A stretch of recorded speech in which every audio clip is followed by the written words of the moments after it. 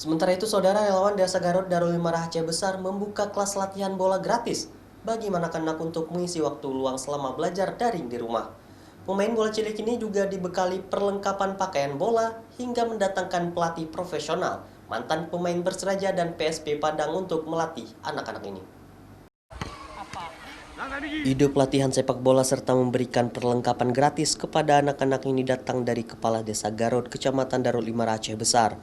Dia adalah Teddy Halvan yang memiliki inisiatif membentuk sekolah sepak bola gratis bagi anak-anak yang selama ini menghabiskan waktu belajar daring di rumah. Saban sore Rabu, anak-anak ini mengikuti latihan yang dibimbing langsung oleh mantan pemain Persiraja, Kurniawan, dan mantan pemain nasional PSP Padang, Mus Fadli.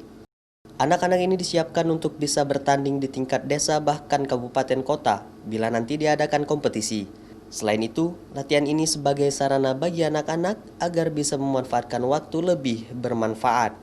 Uniknya, semua fasilitas seperti pakaian bola, konsumsi, dan honor pelatih diberikan secara gratis.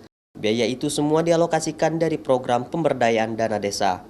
Jadi kita galakkan itu karena memang di situasi dengan kondisi sekarang dengan COVID, kadang-kadang anak-anak itu kan jenuh tuh, nggak sekolah daring kan hanya di rumah. Kadang-kadang setelah daring kan dia harus cari kegiatan apa lagi, sehingga mereka punya potensi olahraga, terutama di sepak bola, sehingga itulah kita inisiatif kita hidupkan kembali melalui sebuah sekolah sepak bola olahraga.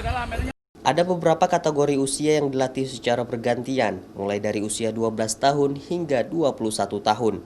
Anak-anak merasa senang dengan aktivitas baru yang mereka jalani selama pandemi COVID-19. Selain bisa meningkatkan kebugaran tubuh, mereka juga bisa meningkatkan keterampilan saat bermain bola di lapangan sebelum bertanding melawan klub desa lainnya. Nova Misdayanti, Kompas TV, Aceh Besar.